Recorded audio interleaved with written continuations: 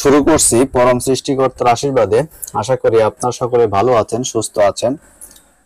আজকে সর্বজনীন পেনশন স্কিমের সমতা স্কিম নিয়ে আপনাদের সাথে আলোচনা করব। সমতা স্কিমে কত টাকা চাঁদা দিলে 60 বছর বয়স থেকে আপনারা মাসিক কত টাকা পেনশন পাবেন, এই বিষয়ক আলোচনা, এই বিষয়ক ভিডিও। আশা করি আপনারা আমার এই ভিডিওটা যদি পুরোপুরি দেখেন তাহলে এই সমতা স্কিম সম্পর্কে, সর্বজনীন পেনশন স্কিমের বিশেষ একটা স্কিম সমতা স্কিম, এই স্কিম সম্পর্কে আপনারা বিস্তারিত জানতে পারবেন। তো সমতা স্কিম যারা স্বল্প আয়ের ব্যক্তিদের জন্য কিন্তু সমতা স্কিম। স্বল্প আয়ের ব্যক্তি কারা?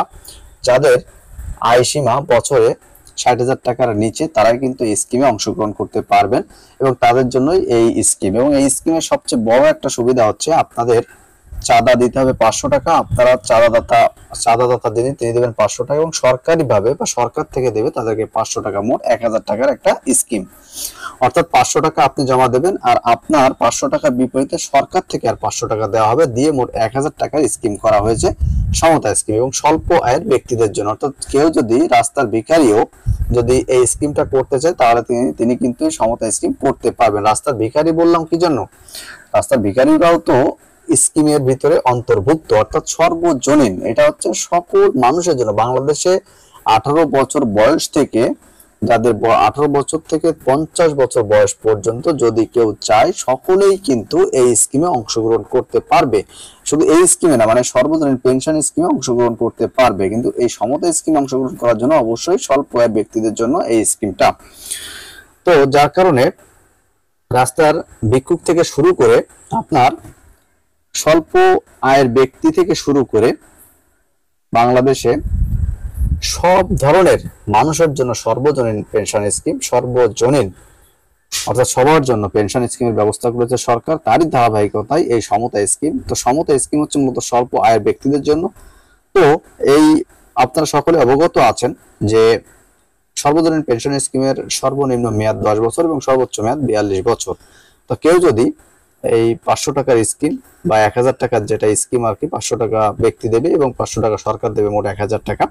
তো কেউ যদি 10 বছর মেয়াদি করেন তাহলে তিনি 60 বছর বয়স থেকে 1530 টাকা করে পাবেন মাসিক আকারে পেনশন। কেউ যদি 15 বছর মেয়াদি করেন তাহলে 2894 টাকা পাবেন। কেউ যদি 20 বছর মেয়াদি করেন তাহলে 4927 টাকা পাবেন।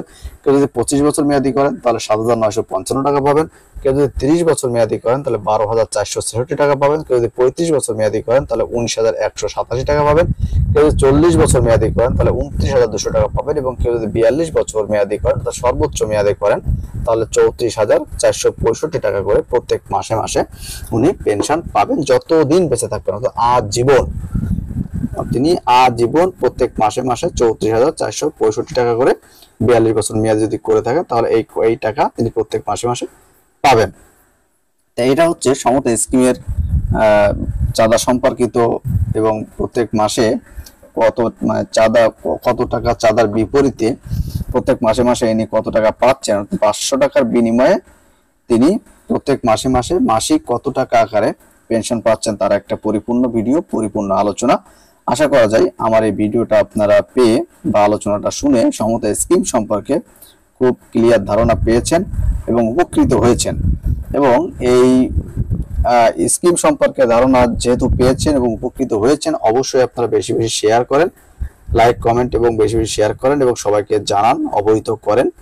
যারা স্বল্প আয়ের ব্যক্তি আছে তারা যাতে এই স্কিমটা করতে পারে এবং উপকৃত হয়, এজন্য অবশ্যই আপনারা বেশি বেশি শেয়ার করেন, তাদেরকে জানান।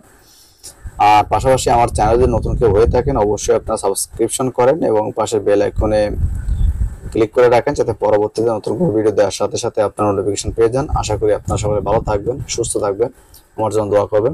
সকলকে ধন্যবাদ।